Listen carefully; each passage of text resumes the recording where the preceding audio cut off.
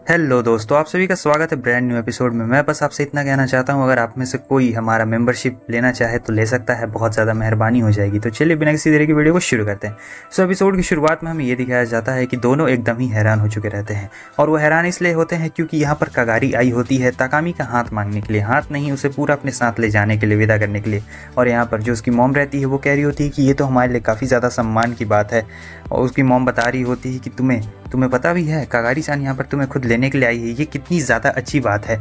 लेकिन ताकामी को तो कोई दिक्कत नहीं होती है, उसकी बहन को प्रॉब्लम हो रही होती है। वो कह रही होती है कि मॉम आप ऐसे कैसे जाने दे सकते हैं। तब उसकी मॉम बताती है कि तुम्हें पता है जब मैं हाई स्कूल में थी तब जो कगारी की मॉम है इन दोनों का अपना चल रहा होता है, नैन मटक्का चल रहा होता है, और अब कगारी को देखो ये उसी की बेटी निकली।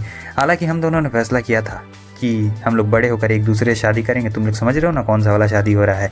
लेकिन अंत में क्या होता है कि इन दोनों को मर्दों से शादी करनी पड़ती है। फिर 2 बच्चे इनके होते हैं और 1 बच्ची उनकी होती है। जैसा आप लोग समझ सकते हैं यहाँ पर मामला बहुत ही ज़्यादा अलग लेवल पे जा चुका रहता है और सब लोग एकदम कंफ्यूज रहते हैं कि आखिर क्या हो रहा है। लेकिन अब इसकी मॉम और कगारी की मॉम ने उस वक्त फैसला किया था कि जब इनके बच्चे बड़े होंगे तब एक दूसरे से शादी करेंगे, और इसलिए अभी ताकामी की मॉम बहुत ही ज़्यादा खुश रहती है और कह रही होती है कि तुम दोनों को तो देखकर लगता भी है कि तुम दोनों एक दूसरे से बहुत ज़्यादा प्यार करते हो, तो शादी करने में क्या ही बुराई है। लेकिन ताकामी कह रहा होता है कि अरे नहीं मॉम, ऐसी बात बिल्कुल भी नहीं है, ऐसा बिल्कुल भी नहीं है। और सोच रहा होता है आखिर मैं मॉम को कैसे बताऊँ कि वो एक विच है और वो मुझे टावर विचेस से बचा रही है, आखिर किस तरीके से बताऊँ मॉम को। लेकिन अब वो बता भी तो नहीं सकता था और बीच में इंटरफेयर करने की कोशिश कर रहा होता है कि नहीं मॉम आप इसे गलत समझ रही हैं, ऐसा बिल्कुल भी नहीं है।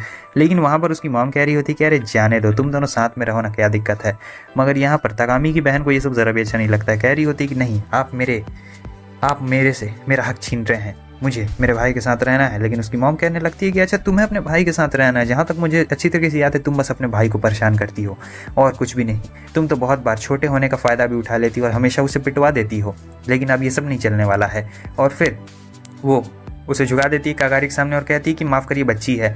अब यहाँ पर हमारा ताकामी और कगारी निकल चुके रहते हैं कगारी के घर पे रहने के लिए। एकदम बड़ी सी कार आती है, क्योंकि वो पता ही है आपको कितनी ज़्यादा अमीर है, वहाँ कार तो बहुत ही ज़्यादा गजब का रहता है। अंदर में यहाँ पर ये सब वाइन वो सब पड़ा हुआ रहता है, डॉल भी पड़ा हुआ रहता है। जब ताकामी की नज़र जाती है तो वो देखता है किसी की डॉल है, तब तक कगारी अपने हाथ से निकाल लेती है, उन डॉल को छुपा लेती है और कहती है क्या तुम पीना चाहोगे। वो कहता है अंडर एज हूँ, लेकिन ये बताती है कि ये सब बस फ्लेवर जूस है और कुछ भी नहीं। यहाँ हमें कगारी के घर को दिखाया जाता है जहाँ पर लगभग 41 फ्लोर्स रहते हैं और इतने सारे मेड्स रहते हैं कि क्या ही बोला जाए, लेकिन सब के सब लड़की रहते हैं। और फिर ये लोग ऊपर जा रहे होते हैं, लिफ्ट से जाते हैं, इसका दिल का धड़कन एकदम तेज़ हो रहा होता है। वो इसलिए क्योंकि 41 फ्लोर पे इसका कमरा रहता है और नीचे से एकदम साफ साफ दिखाई दे रहा होता है, लग ही नहीं रहा था कि नीचे कुछ है भी। लेकिन जब ये लोग कमरे में पहुँचते हैं तो दिखाया जाता है जो 3 मेड्स रहती है वो एकदम पत्थर की बन चुकी रहती है। ताकामी को तो समझ नहीं आता है, लेकिन कगारी उसे कह रही होती है कि यहाँ पर खतरा है, तुम यहाँ तुरंत चले जाओ, यहाँ से तुम 12th फ्लोर पे चले जाओ, वहाँ पर तुम सुरक्षित रहोगे। और फिर दरवाज़ा बंद हो जाता है। यहाँ पर हम देखते हैं कि ताकामी का सामना हो चुका रहता है उसी खतरनाक विच से जैसे हमने पिछले वाले एपिसोड में देखा था। और ये कहती है तो तुम आ गई, उसकी एक लौती बेटी और सबसे ताकतवर विचेस में से एक। कगारी सान तुम नहीं बचने वाली हो। और यहाँ पर दोनों के बीच में घमासान लड़ाई चल रही होती है। कगारी भी अपने फुल पावर में रहती है यहाँ पर, और दूसरी तरफ हमारा ताकामी परेशान रहता है क्योंकि दरवाज़ा खुल नहीं रहा होता है। वो सोच रहा होता है कि क्यों, लगता है अपोनेंट बहुत ज़्यादा ताकतवर है, इसलिए उसने मुझसे यहाँ से जाने के लिए कहा है, लेकिन अगर मैं दूर चला गया तो उसकी मैजिक पावर कम हो जाएगी। फिर ये अपना चोगा पहन लेता है और कहता है मुझे कुछ ना कुछ तो करना ही पड़ेगा, मुझे इसकी मदद करनी पड़ेगी। लेकिन कुछ होता नहीं है। अचानक से हम देखते हैं कि दरवाज़ा ब्लास्ट हो जाता है बहुत बुरी तरीके से। जब वो अंदर जाता है तो देखता है कि यहाँ पर कगारी की हालत बहुत ज़्यादा ख़राब रहती है। कगारी उससे कह रही होती है कि देखो मैंने तुम्हें लड़ना नहीं सिखाया, मैंने तुम्हें भागना सिखाया है, तुम अपना मैजिक झाड़ू निकाल के यहाँ से भाग जाओ। लेकिन वो नहीं भाग रहा होता, कह रहा होता है कि नहीं मैं आपको यहाँ पर अकेले छोड़कर बिल्कुल भी नहीं भाग सकता हूँ। कगारी कहती है कि नहीं तुम्हें यहाँ से जाना पड़ेगा क्योंकि तुम्हें लड़ना नहीं आता है और अगर तुम इससे लड़े तो तुम्हारे लिए बहुत ज़्यादा प्रॉब्लम क्रिएट हो सकती है। लेकिन वो कह रहा होता है कि नहीं मैं आपके साथ मिलकर ही लड़ूंगा। अब यहाँ पर दिक्कत वाली बात ये रहती है कि उसने कगारी के ऊपर जादू कर दिया रहता है, धीरे धीरे ये भी स्टोन की बन रही होती है। अब यहाँ पर ताकामी को कुछ समझ नहीं आता है कि अब मैं क्या करूँ, क्योंकि ये कगारी को छोड़ के जाना नहीं चाहता था। अगर चला गया तो कगारी मारी जाएगी। वो पूछ रहा होता है कि तुम्हें क्या चाहिए, मैं चाहिए ना, तुम मुझे ले लो, उसे छोड़ दो। लेकिन ये कह रही होती कि अब इसका कोई भी फ़ायदा नहीं होने वाला है, मैं तुम्हें ले तो जाऊँगी अपने साथ और साथ ही साथ बहुत ज़्यादा मज़ा भी आने वाला है।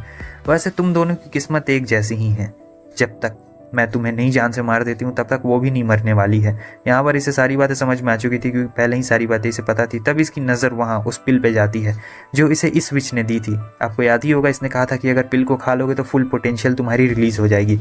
सोच रहा होता है, हो सकता है कि ये कोई उसका चाल हो, लेकिन अब मैं क्या ही कर सकता हूँ, मुझे कुछ ना कुछ तो करना ही पड़ेगा। तो फिर वो उस पिल को उठा लेता है और उस पिल को खा लेता है। कह रहा होता है कि भले कुछ भी हो जाए, मैं कगारी-सान को ऐसे नहीं छोड़ सकता हूँ, मुझे उसे बचाना ही पड़ेगा।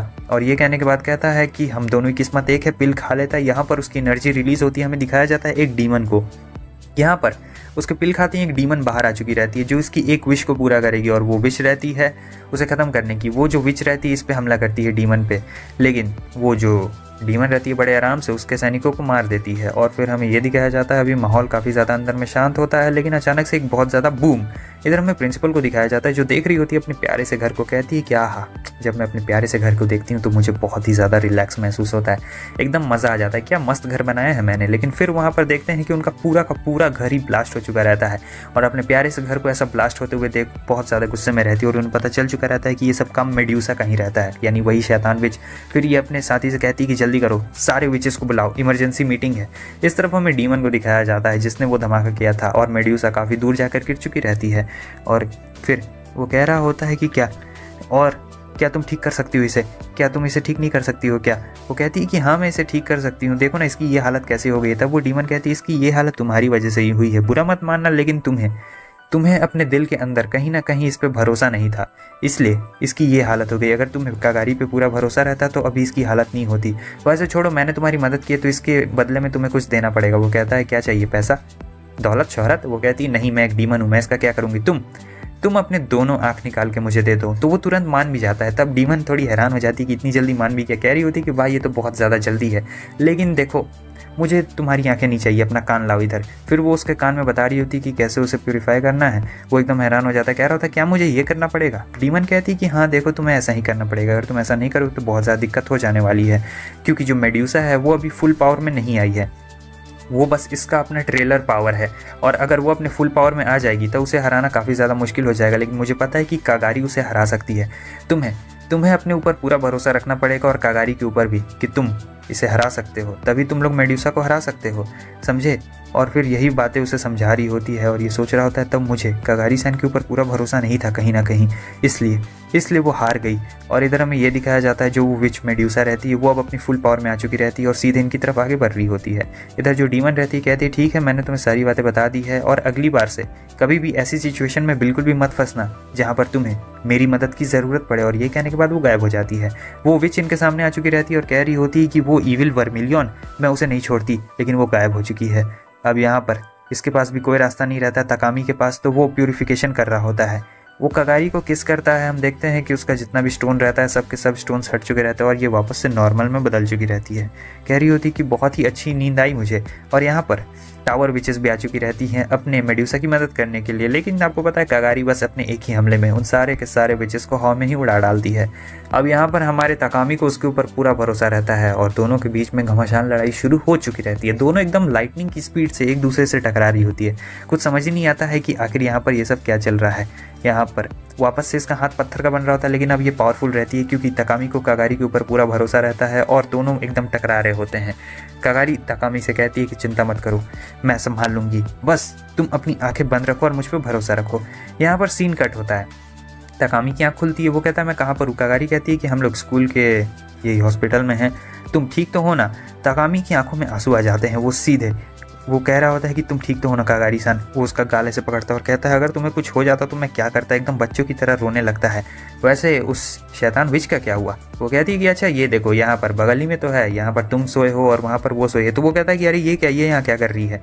कगारी कहती है चिंता मत करो, अब ये हम पे हमला नहीं करने वाली, और कर्टेन फिर लगा देती है। अब यहाँ पर इनके बीच में कुछ चल रहा होता है। वो सीधे सीधे आती है इसके चेहरे के पास और इसे गाल में एकदम जोरदार किस दे देती है। ये एकदम हैरान हो जाता है और कहता है कि ये क्या था।